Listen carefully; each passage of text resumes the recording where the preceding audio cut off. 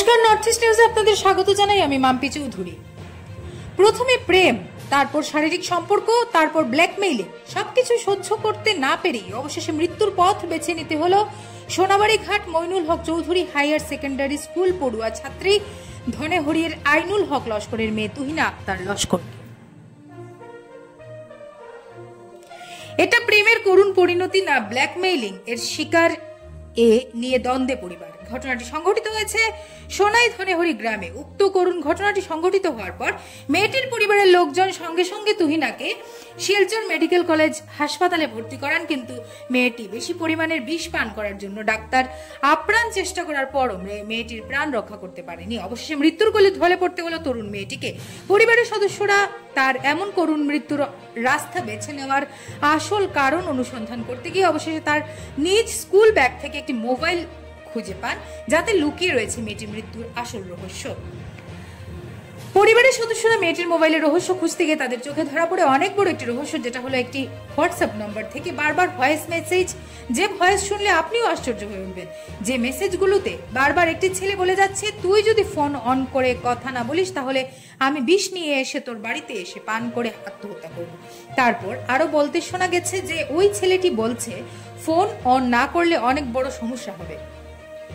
এরকম আরো অনেক কিছু, যা অনেক অবাক হওয়ার মতো। এইসব শোনার পর ওই মেয়ের পরিবারের লোকজন যে নম্বর থেকে এইসব মেসেজ দেওয়া হয়েছে সে হলো সোনাবাড়ি ঘাট কাটা গাছতলার ফরিজউদ্দিন নামের একটি ছেলের। তার বাবার নাম হলো শঙ্গু লস্কর আর বড় ভাইয়ের নাম হলো মহিম লস্কর। পেশায় একজন ডিলার ও মেম্বার। ফরিজউদ্দিনকে মেনশন করে থানায় একটি এজাহার দায়ের করেছেন, যাতে ওই মেয়ের মরার পেছনে আসল রহস্য উন্মোচন হোক। কিন্তু কেনই বা মেয়েটি আত্মহত্যার পথ বেছে নিল? এমনকি ব্ল্যাকমেইলিং এর শিকার হয়েছিল মেয়েটি, যার জন্য নিজেকে শেষ করতে একটু দ্বিধাবোধ করেনি। আরো একটি কথা উল্লেখ করা প্রয়োজন, যে মেয়েটি নাকি তার মৃত্যুর আগ মুহূর্তে তার পরিবারের সদস্যদের কাছে উল্লেখ করেছে যে তার কাছে তার কি যেন ভিডিও রয়েছে। এখন প্রশ্ন হলো, এমন কি ভিডিও ওই ছেলেটির কাছে রয়েছে যার জন্য ওই ছেলেটি মেয়েটিকে বারবার ভয়েস মেসেজ দিয়েও বলতে শোনা গেছে যে ফোন অন না করলে অনেক খারাপ হবে? আসুন আমাদের প্রতিনিধি অমল ঋষির প্রতিবেদনে একবার শুনে নেওয়া যাক ওই মেয়েটির পরিবারের লোকজন কি মন্তব্য করেছেন এই বিষয়ে। মেয়ের নাম তুহিনা আক্তার লস্কর। ঘটনা কি? তারা তো বাবা সকালে উঠিয়া টুকো গেছেন গাছের। তো বাবার নাম কি? আইনুল হক লস্কর। আর মা আসলা ঘুমো। আর তারা বড় বোন যারা তারা আসা দিঘিত আর কি। আইয়া ফাইন তাই অনবয় তাই সুইসাইড করে লিছে। এরপরে তাইরে লইয়া মেডিকেল যাওয়া হয়েছে। যাওয়ার পরে হন গিয়া মানে কি বিষ খাইছে। গরু খাইছে নি? গরু খাইছে, গরে না বাইরে খাইছে। খাওয়ার পরে অন্য বয় তারা তো নয়া গড় বানাইতে বা আউলে বয়। এটা তো আর ধরা পড়ে না। অনুমানিক টাইম কটাইব? 9টা উঠে, সকাল 9টা। সকাল 9টা। এই সময় তারা বাবাও নাই, সেও নাই গরু।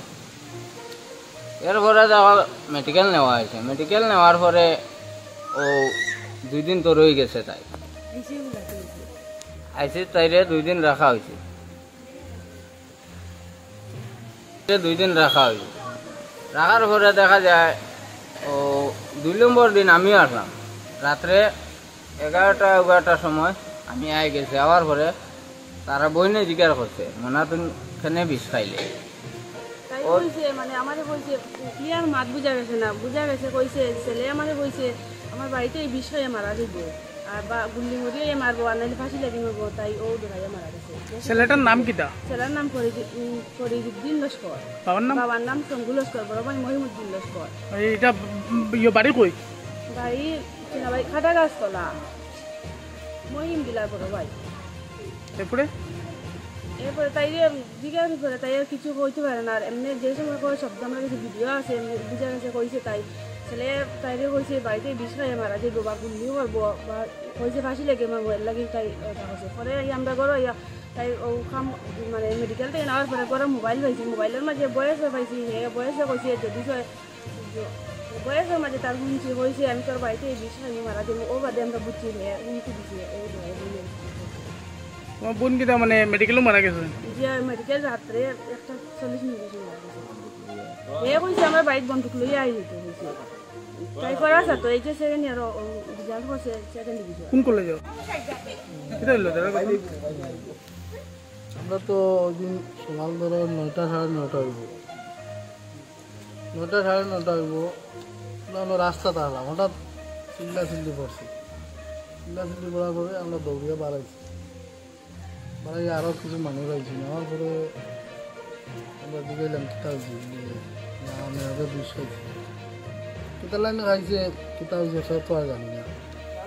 গাড়িতে উঠান নিয়েছে, উঠান বাদে খুব বমি করছে, বমি করার পরে বাড়াইছে।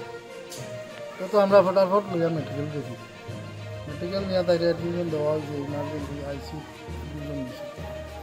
তারপরে ডাক্তারে বলছি না কিন্তু 95% ভরসা বাঁচি তো নাই, বিষাক্ততা খাই নিছি। তো আমরা কান্দাকাটি করি আর কিলা ঘটনা হইলো কিতা হইলো ই বাজেছিল। এরপরে তাই তো পরের দিন রাত্রে 1:40 মারা গেছে। মারা যাওয়ার পরে হওয়ার পরে দেখা গেছে তার মোবাইল একটা পাওয়া গেছে। ও মোবাইলও সব ডিটেলস আছে যে সুবিধা করছে, বয়সও পাওয়া গেছে। আমি ওর বাড়ির বিষের বোতল লইয়া একদম বিষ খাইয়া মারা যাবে। ওপরে আমরা ফটাফট থানার যোগাযোগ করিয়া থানার এফআইআর করছি। এফআইআর করার পরে ওসি স্যারে লগে লগে আমরা টিম দিয়া ফাটাইয়া তারে খবর পাওয়া গেছে অমুক জায়গাতে আছে, লগে লগে আমরা ফাটাইয়া দিছি। এই জায়গা থেকে না হ্যাঁ বাকি গেছি। ওসি স্যারে আমরা খুব দিয়ে দিয়েছেন, রেসপন্স দিয়েছেন। এখন আমরা চাইয়া যাতে এটা আমরা সুবিচার প্রশাসনের কাছে, এসপি মহোদয়ের কাছে, আমরা সিএম স্যারের কাছে যাতে সুবিচার আমরা চাই, ওটা আমরা আপনার মেয়ের কে? চাচা আপনার মেয়ের চাচা, নামটা? রিজওয়ান হোসেন।